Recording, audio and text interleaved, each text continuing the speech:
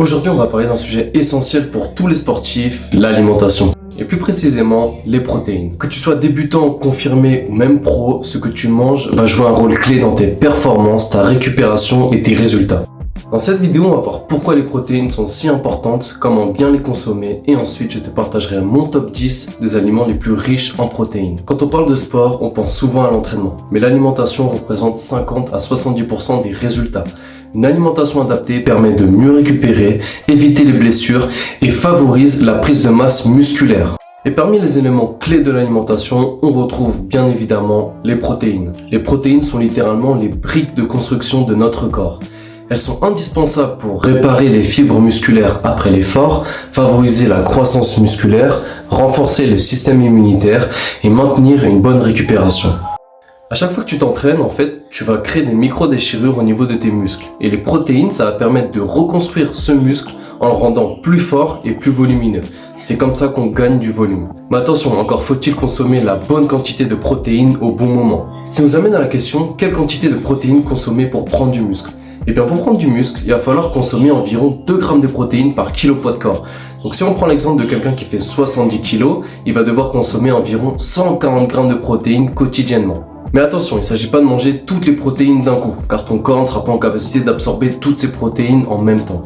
Il va falloir donc les séparer en plusieurs repas dans la journée. Donc pour consommer intelligemment ces protéines, il va falloir les répartir en 3 à 5 repas par jour. Et chaque repas devra comprendre à peu près 40 grammes de protéines. Il ne va pas falloir négliger les collations protéinées, donc à base de fromage blanc, d'œufs durs et de barres protéinées, et privilégier les aliments riches mais de qualité, donc éviter les produits industriels. Ok, maintenant que tu connais l'importance des protéines, on va passer à mon top 10. Donc en 10e position, on va retrouver le fromage blanc 0%.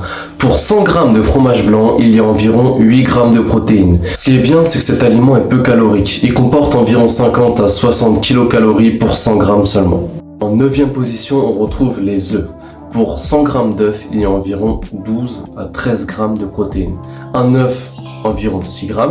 Et ce qu'il faut savoir, c'est que ce sont des protéines de très haute qualité et que l'œuf est riche en vitamine A, en vitamine D et en vitamine B12. En 8e position, on retrouve les lentilles cuites, qui pour 100 g comportent 9 g de protéines. Les lentilles sont riches en fer, en fibres, en magnésium et en vitamine B. Ensuite, en 7e position, il y a la noix, qui pour 100 g comporte 15 g de protéines. Ce sont des protéines végétales. Les noix sont riches en oméga 3, riches en fibres, en magnésium, et également en antioxydants. L'inconvénient, c'est que les noix sont très caloriques, il y a environ 600 calories pour 100 g. Ensuite, on retrouve le steak haché, qui pour 100 g comporte 20 g de protéines. C'est une source qui est riche en zinc et en vitamine B12. En 5e position, on va retrouver le saumon, qui est un poisson riche en oméga 3, en vitamine B, D et en sélénium. Pour 100 g de saumon, on retrouve 20 g de protéines.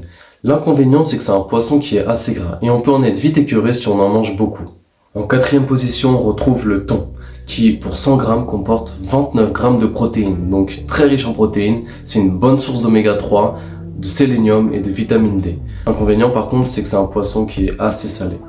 Ok, là on va entrer dans le top 3 avec en numéro 3 le poulet, bien sûr, qui pour 100 g comporte 30 g de protéines. C'est une protéine en plus qui est de haute qualité. Le blanc de poulet est très peu gras et facile à intégrer dans plein de repas. En numéro 2, j'ai mis le parmesan, qui est un fromage. 32 g de protéines pour 100 g de parmesan. C'est une bonne source de vitamine A, de zinc, mais les inconvénients sont que ce fromage est très salé, très calorique et riche en graisse. Alors pour le numéro 1, à la base je voulais mettre la spiruline, car pour 100 g de spiruline, on retrouve 57 g de protéines, ce qui est énorme. Le seul souci, c'est que la spiruline, on peut pas en consommer énormément, seulement quelques grammes, parce que sinon ça nous donne la nausée. Donc du coup, je me suis plutôt tourné vers la morue salée séchée, qui pour 100 g comprend 40 à 47 g de protéines. C'est un poisson en plus qui est très pauvre en graisse, c'est une bonne source de vitamine B12 et d'iode. Les inconvénients par contre, c'est que c'est très salé et que la consommation excessive peut mener à l'hypertension. Donc c'est à consommer avec modération. En bonus, on peut retrouver la protéine en poudre avec la whey par exemple, qui peuvent aider à atteindre tes besoins, surtout si tu as un emploi du temps assez chargé, mais ne remplace pas les vrais repas. Alors maintenant, un petit conseil de préparation. Moi, ce que j'aime faire personnellement quand j'achète une grosse quantité de viande, genre 3 kilos, ce que je fais, c'est que je mets dans des sacs de congélation, genre 150 à 200 grammes de viande, et je les mets tous au congélateur. Et puis ensuite, quand je vais faire mon repas, je sors, je décongèle quelques heures avant, et le repas est prêt. J'ai juste à faire cuire. Voilà, maintenant tu sais tout sur les protéines, mais n'oublie pas, l'entraînement te donne le stimulus, mais c'est l'alimentation qui permet à ton corps de se transformer. J'espère que cette vidéo t'a été utile et que tu as pu apprendre de nouvelles choses.